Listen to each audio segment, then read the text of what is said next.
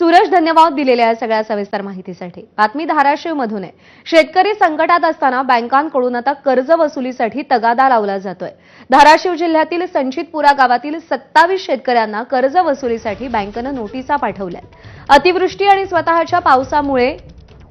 अतिवृष्टी आणि पावसामुळे शेतीचा मोठा भाग हा वाहून गेलेला असताना मोठं नुकसान झालेलं असताना बँकांकडून वसुली सुरूच आहे। संकटात असलेल्या शेतकऱ्यांना आधार देण्याची गरज असताना सक्तीची कर्ज वसुली सुरू असल्यानं शेतकरी दुहेरी संकटात आहे। शेतकऱ्यांची संपूर्ण कर्जमाफी करण्याची धाराशिवच्या संचितपूर गावातील शेतकऱ्यांनी मागणी केली आहे। धाराशिव दौऱ्यावर असताना उद्धव ठाकरेंनी शिवसैनिकांना नोटिसा जमा करण्याचे आदेश दिले होते।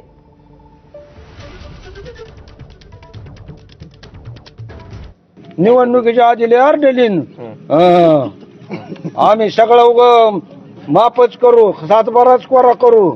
आता कुठे जाऊन बसलेत आता काय माहिती। झाली खुर्ची झाली, आता कायला त्यांना कर्ज माफी मुक्तीन काय गरज आहे? त्यांचं काम भागलं। काय नोटीस आल्यात? हे भारतीय स्टेट बँकेनं आम्हाला प्रेमपत्र पाठवलेलं आहे की कर्ज भरा म्हणून। आता सोयाबीनचं तर पीक 100% गेलेलं आहे। शेतकरी एकतर मराच्या अवस्थेमध्ये आहे आणि ह्याच्यात बँकेच्या अशा नोटीस आहेत। त्या गावात सगळ्यांना नोटीस आलेल्या आहेत किंवा पीक कर्ज भरा म्हणून।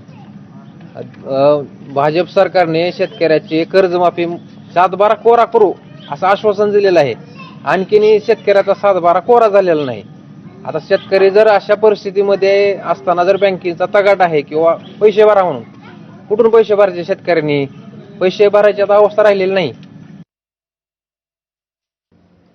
त्यामुळे एकीकडे संपूर्ण पीक हातचं गेलेलं आहे, जमिनी वाहून गेलेल्या आहेत।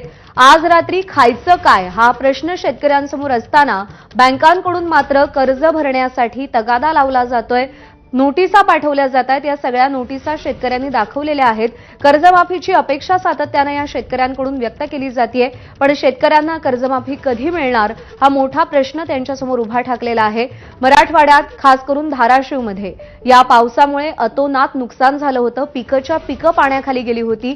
सध्या पाऊस ओसरलेला असला तरी सुद्धा पूरस्थिती कायम आहे। शेतकऱ्यांच्या शेतांमध्ये अजूनही चिखल आहे, पाणी आहे, सगळी स्वप्न वाहून गेलेली आहेत आणि अशात आता पैसे भरण्यासाठी बँकांकडून तगादा लावला जातोय।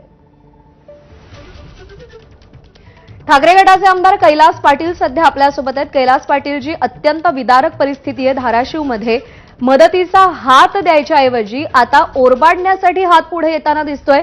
बँका कर्जासाठी तगादा लावतायत, आपली प्रतिक्रिया? याबाबत आपल्याला माहित आहे की मागच्या काही दिवसापासून मराठवाड्यात विशेषतः धाराशिव जिल्ह्यात अतिवृष्टीने शेतकऱ्यांचं शेती पीक असेल किंवा घर असेल पूर्ण उद्ध्वस्त झालेलं आहे। शेतकऱ्यांना यातून बाहेर पडायचं असेल कर्जमाफीशिवाय पर्याय नाही आणि अशा वेळेस कर्जमाफीची शेतकरी अपेक्षा करतोय। कर्जमाफी तर करणं लांबच, पण बँकांच्या मार्फत शेतकऱ्यांना जप्तीच्या नोटिसा, वसुलीच्या नोटिसा जात आहेत। हे शेतकऱ्यांच्या या जखमीवर मीठ चोळण्याचा प्रकार होताना दिसतोय। खरं तर सरकारनं याबाबत लक्ष घालून या नोटिसा थांबवणं गरजेचं होतं, तरी पण सरकारनं कुठलंही लक्ष द्यायचं ठरवलं दिसत नाही। आमचे पक्षप्रमुख उद्धव ठाकरे साहेब ज्यावेळेस धाराशिव जिल्ह्यात जवळ आले होते त्यावेळेस काही शेतकरी त्यांना भेटले, त्यांना नोटिसा दाखवल्या। त्यावेळेस ठाकरे साहेबांनी सांगितलं होतं की आम्हाला ह्या नोटिसा गोळा करून आपण मुख्यमंत्र्यांना पाठवू। आम्ही त्या नोटिसा गोळा करतोय। काही नोटिसा शेतकऱ्यांनी आणून दिलेल्या आहेत। आम्ही ह्या नोटिसा एकत्र करून मुख्यमंत्र्यांना स्पीड पोस्टने पाठवून शेतकऱ्यांचं कशा पद्धतीनं ओरबडायचं काम चालू आहे बँकांकडनं आणि शासन गप्प बसू नये हे त्यांना जाणीव करून देण्यासाठी ह्या नोटिसा पाठवणार आहे। ठीक आहे कैलास पाटीलजी, आभार आपल्या आपण प्रतिक्रिया दिलीत त्यासाठी।